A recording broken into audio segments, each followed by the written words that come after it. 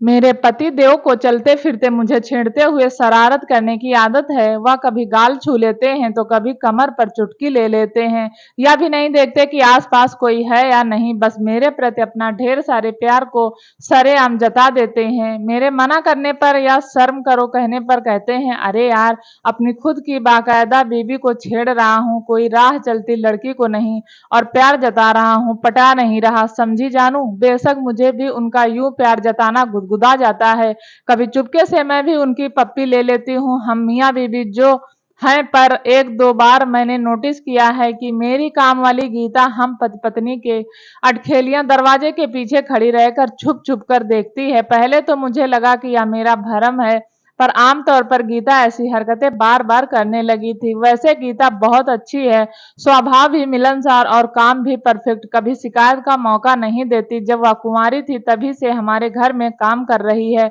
अभी 1 साल पहले ही उसकी शादी हुई थी, ससुराल यहीं पास में है, तो शादी के बाद भी गीता ने काम नहीं छोड़ा। वह हमारे परिवार से घुल मिल गई है। दरअसल कुंवारी लड़कियों को ऐसी हरकतें देखने की उत्सुकता रहती है, पर गीता की तो अब शादी हो गई, उसका पति भी उसे प्यार करता होगा, शारीरिक सुख देता होगा, फिर हमें प्यार जताते देखने की इतनी लालायित क्यों है। मैंने अपने पति अभिराज को इस बारे में बताया भी, पर उन्होंने बात को मजाक में डाल दिया। पर मैं अब सतर्क हो गई थी। जब गीता काम करने आती थी तब मैं अपने पति से दूरी बनाने की कोशिश करती थी। यूं ही साल भर बीत गया। एक दिन बिना बताए गीता काम पर नहीं आई। आज तक ऐसा कभी नहीं हुआ, क्योंकि जब छुट्टी लेनी होती है तब वह बता कर जाती है या फोन कर देती है। हमने सोचा कि आ गया होगा कोई काम पर। जब वह दूसरे दिन भी नहीं आई तो मैंने उसके पति को फोन लगाया, पर कोई रिप्लाई नहीं मिला। मैंने अभिराज से कहा, चलिए ना गीता के घर, मुझे फिक्र हो रही है, जरूर कुछ हुआ है, वरना गीता यूं बिना बताए कभी छुट्टी नहीं लेती। इनको ज्यादा फिक्र नहीं थी तो बोले, सालू कोई दूसरी काम वाली रख लो ना यार, कहाँ दूसरों के झमेले में पड़ती हो। मुझे ऑफिस के लिए देर हो रही है, मैं चलता हूँ। पर मेरे मन को चैन नहीं था, तो इनके ऑफिस जाते ही मैं एक्टिवा लेकर निकल गई। एक बार भारी बारिश हो रही थी तो हम गीता को गाड़ी में छोड़ने गए थे। पास वाली बस्ती में ही रहती है, इसलिए घर देखा हुआ था। मैंने एक एक्टिवा गली के नाके पर पार्क की और छोटी सी पगडंडी पर चलते हुए उसके घर पहुंची। देखा तो गीता की सास आंगन में बैठी लहसुन छील रही थी। मैंने पूछा, मौसी गीता कहाँ है? 2 दिन से काम पर नहीं आई। या सुनते ही मौसी सन्न से खड़ी हो गई और दहाड़ते हुए बोली, नाम मत लो उस उल्टा का, हमारी इज्जत पर पानी फेर दिया उस करम जल्ली ने। मैंने हकीकत जाननी चाहिए, पर वो तो गीता को गालियां देते हुए मेरे मुंह पर दरवाजा बंद करके घर के भीतर चली गई। पड़ोस के घर में खड़ी एक लड़की चुपके से मुझे देख रही थी। मैं उसके पास गई तो वह भी दरवाजा बंद करने लगी, पर मैंने धक्का देकर दरवाजा खोल दिया और पूछा, अगर तुम्हें पता हो तो सिर्फ इतना बता दो कि गीता कहाँ है? सरकारी अस्पताल में, कहकर वो लड़की दरवाजा बंद करके चली गई। मैंने एक्टिवा ली और सरकारी अस्पताल आ गई। कितनी देर इधर उधर भटकते हुए मुश्किल से गीता को ढूंढा। देखा तो वहां पुलिस भी थी। मुझे कुछ समझ नहीं आ रहा था गीता ने ऐसा क्या किया होगा।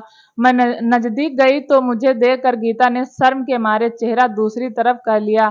मैं एक कुर्सी पर बैठ गई और गीता से कहा, इधर देखो। गीता नजरें झुकाते हुए कहा, मैडम आप यहाँ? मैंने कहा, जब तुमने मुझको एक खबर तक नहीं दी तो मुझे आना ही पड़ा।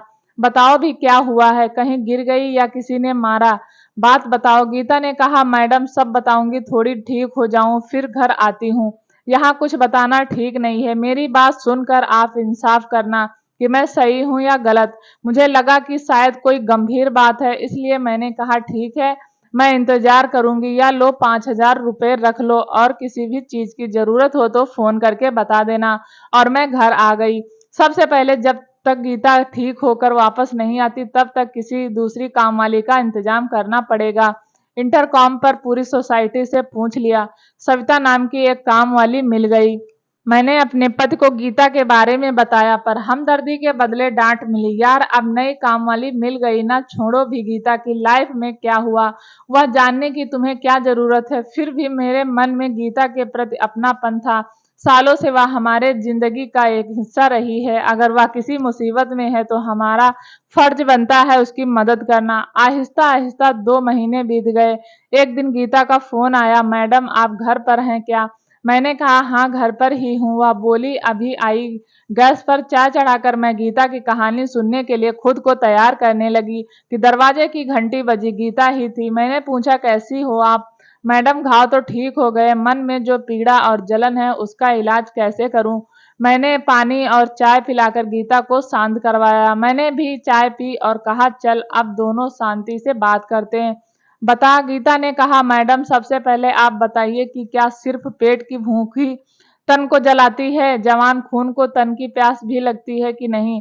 सच कहिए, जितनी मर्दों को जलाती है उतना ही औरतों को भी जलाती है कि नहीं? शादी के बाद भी इस जोश का इलाज ना हो तो औरत को क्या करना चाहिए? मैडम मेरी शादी को 2 साल हो गए हैं पर अभी तक कुंवारी हूँ। मेरा पति संजय नामर्द है, आज तक उसने मुझे छुआ तक नहीं। मेरे भीतर का जोश लावा की तरह धड़क रहा है। अगर यही सब मर्द के साथ होता तो अपनी जरूरत पूरी करने के लिए वह कहीं भी मुंह मारता कि नहीं? कौन है जो तन की आग से बच पाया है? एक लड़की कितने सपने आंखों में भरकर शादी करती है, पति के प्यार को तरसती है, पर मेरे नसीब में खोटा है कि मुझे एक ऐसा पति मिला जो औरत की शारीरिक जरूरत पूरी करने में नाकाम है। मैंने कहा गीता तू इस बात पर अपने पति से तलाक ले सकती है और दूसरी शादी भी कर सकती है। गीता ने कहा मैडम हमारे समाज में एक बार लड़की जिस घर में ब्याह दी जाती है वहीं से उसकी अर्थी उठती है। तलाकशुदा लड़की का पूरा समाज बहिष्कार करता है। मैडम इसी नामर्द के साथ मुझे जिंदगी बितानी होगी, तिल तिल कर मरना होगा। मेरे जेठ जेठानी का कमरा हमारे कमरे के पास ही है। जब वो दोनों प्यार भरी बातें करते हैं तो आवाजें मेरे कानों में ऐसी चुभती हैं जैसे धड़कता लावा। ऐसा लगता है जैसे किसी ने मेरे कानों में उड़ेल दिया हो। जेठ जी जब जेठानी से प्यार करते हैं तो मेरे भीतर हवस की ज्वाला भड़का देती हैं। मैं बेकाबू से अपने पद से लिपट कर उनको प्यार और सुख पाने की कोशिश करती हूँ, पर उस ठंडे समंदर में तूफान उठता ही नहीं। आपको शायद पता होगा कि साहब जब आपको छेड़ते हैं और शरारत करते हैं तब मैं चुपके से देखती थी। आपको देखकर मेरा भी मन करता है कि कोई भी मुझे भी ऐसे ही छेड़े, प्यार करे। एक दिन मेरे ताऊ ससुर का लड़का वनराज घर आया था, एकदम बांका जवान। उसके गठीले बदन को देखकर मेरे भीतर खलबली मच गई। उसकी नजर मेरे ऊपर पड़ते ही मैंने उसको अपनी ओर आकर्षित किया। फिर तो वह बार बार हमारे घर आने लगा। हम दोनों एक दूसरे को जी जान से चाहने लगे।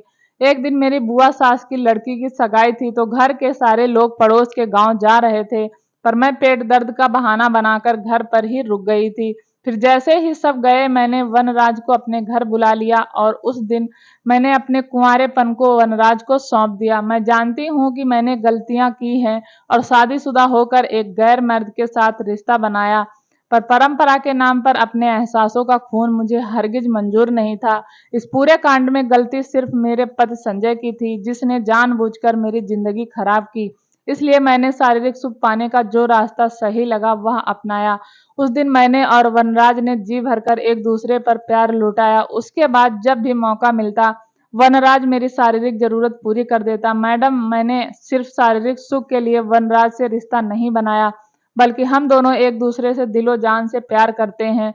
लेकिन एक दिन मैं और वनराज घर की छत पर एक दूसरे के प्यार में पागल हो गए थे कि मेरे पति ने हमें ऐसी हालत में देख लिया। पास में पड़ी लाठी उठाकर मुझे पीटने लगा, पर मैं दिल जली अधूरी प्यासी थी, इसलिए उसके हाथ से लाठी छीनकर मैं उस नामर्द पर टूट पड़ी और सारी हड्डियों का चूरमा बना दिया। अब आप ही बताइए कि मैंने क्या गलत किया? सारा किस्सा सुनने के बाद मुझे गीता किसी पहलू से गलत नहीं लगी, बस उसने हालात को उलझा दिया था और मैंने गीता को समझाने की कोशिश की। तुम और संजय आमने सामने बैठकर इस मामले का हल निकाल लो। गीता ने कहा मैडम अब जो भी अंजाम होगा देखा जाएगा, पर मैं ना उस नामर्द के साथ एक दिन भी नहीं बिता सकती। कुछ भी करके इससे छुटकारा पाना चाहती हूँ और वनराज के साथ अपनी जिंदगी बिताना चाहती हूँ। परिवार और समाज के डर से मुझे अपनी जिंदगी ढोनी नहीं बल्कि खुलकर जीनी है। गीता की आंखों में प्यार की खुमारी और हिम्मत को देखकर मैंने गीता की जगह खुद को रखकर देखा तो किसी पहलू से गीता मुझे गलत नहीं लगी। मैंने उससे कहा देखो तुम गलत बिल्कुल नहीं हो, प्यार और जंग से सब जायज है। शादी टूटने में हम हर बार और थी जिम्मेदार नहीं होती, बल्कि इस तरह ढोया गया रिश्ता टूट जाए वही सही है। गीता मेरे गले लगते हुए बोली मेरी भावनाओं को समझने के लिए बहुत बहुत धन्यवाद मैडम। अब मुझ में हिम्मत आ गई है। मैडम जब तक यह मामला सुलझ न जाए तब तक शायद काम पर ना आ सकूंगी, पर वादा करती हूँ कि सब ठीक होते ही वापस काम पर लौट आऊंगी, कहकर गीता चली गई। इस बात को 4-5 महीने हो गए थे।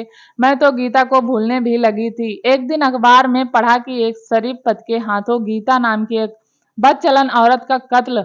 मैंने तस्वीर ध्यान से देखी और मन ही मन बोली कि यह तो मेरी वाली गीता है। मैं तुरंत उस अखबार के दफ्तर गई और संपादक को सारी सच्चाई बताकर कहा, कल के अखबार में अब वही छपेगा जो अब मैं कहने जा रही हूँ। दूसरे दिन उस अखबार में खबर थी कि कल वाले मर्डर केस में एक सनसनीखेज खुलासा, एक नामर्द पति के हाथों गीता नाम की मासूम और शादी के नाम पर छली गई औरत की हत्या।